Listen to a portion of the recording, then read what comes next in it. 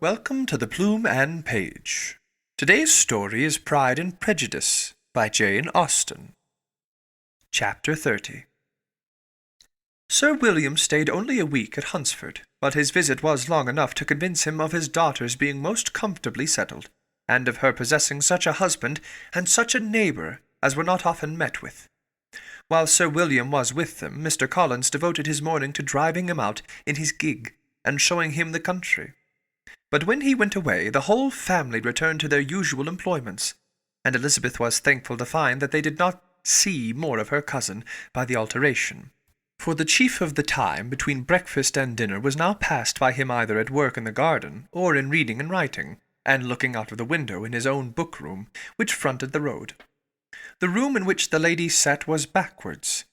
Elizabeth had at first rather wondered that Charlotte should not prefer the dining-parlour for common use. It was a better-sized room, and had a more pleasant aspect, but she soon saw that her friend had an excellent reason for what she did, for Mr. Collins would undoubtedly have been much less in his own apartment, had they sat in one equally lively, and she gave Charlotte credit for the arrangement.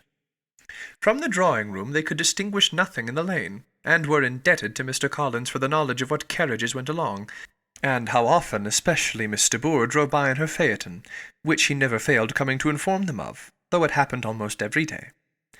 She not unfrequently stopped at the parsonage, and had a few minutes' conversation with Charlotte, but was scarcely ever prevailed upon to get out. Very few days passed in which Mr. Collins did not walk to Rosings, and not many in which his wife did not think it necessary to go likewise. And till Elizabeth recollected that there might be other family livings to be disposed of, she could not understand the sacrifice of so many hours. Now and then they were honoured with a call from her ladyship, and nothing escaped her observation that was passing in the room during these visits.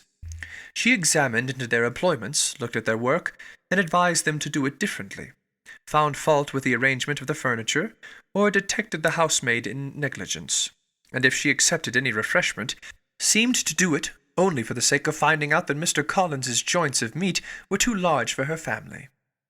Elizabeth soon perceived that though this great lady was not in commission of the peace of the country, she was a most active magistrate in her own parish, the minutest concerns of which were carried to her by Mr. Collins, and whenever any of the cottagers were disposed to be quarrelsome, discontented, or too poor, she sallied forth into the village to settle their differences, silence their complaints, and scold them into harmony and plenty. The entertainment of dining at Rosings was repeated about twice a week, and, allowing for the loss of Sir William, and there being only one card-table in the evening, every such entertainment was the counterpart to the first. Their other engagements were few, as the style of living in the neighbourhood in general was beyond Mr. Collins's reach. This, however, was no evil to Elizabeth, and upon the whole she spent her time comfortably enough. There were half-hours of pleasant conversation with Charlotte, and the weather was so fine for the time of year that she had often great enjoyment out of doors. Her favourite walk, and where she frequently went while the others were calling on Lady Catherine, was along the open grove which edged that side of the park, where there was a nice sheltered path, which no one seemed to value but herself, and where she felt beyond the reach of Lady Catherine's curiosity. In this quiet way, the first fortnight of her visit soon passed away. Easter was approaching, and the week preceding it was to bring an addition to the family at Rosings, which in so small a circle must be important. Elizabeth had heard soon after her arrival that Mr. Darcy was expected there in the course of a few weeks, and though there were not many of her acquaintances whom she did not prefer, his coming would furnish one comparatively new to look at in their Rosings parties, and she might be amused in seeing how hopeless Miss Bingley's designs on him were. By his behaviour to his cousin, for whom he was evidently destined by Lady Catherine, who talked of his coming with the greatest satisfaction, spoke of him in terms of the highest admiration, and seemed almost angry to find that he had already been frequently seen by Miss Lucas and herself. His arrival was soon known at the parsonage, for Mr. Collins was walking the whole morning within view of the lodges opening into Hunsford Lane, in order to have the earliest assurance of it, and after making his bow as the carriage turned into the park, hurried home with the great intelligence. On the following morning he hastened to Rosings to pay his respects. There were 2 nephews of Lady Catherine to require them, for Mr. Darcy had brought with him a Colonel Fitzwilliam, the younger son of his uncle Lord, and to the great surprise of all the party, when Mr. Collins returned, the gentlemen accompanied him. Charlotte had seen them from her husband's room, crossing the road, and immediately running into the other, told the girls what an honour they might expect, adding, "I may thank you, Eliza, for this piece of civility. Mr. Darcy would never have come so soon to wait upon me." Elizabeth had scarcely time to disclaim all right to the compliment before their approach was announced by the door-bell, and shortly afterwards the 3 gentlemen entered the room.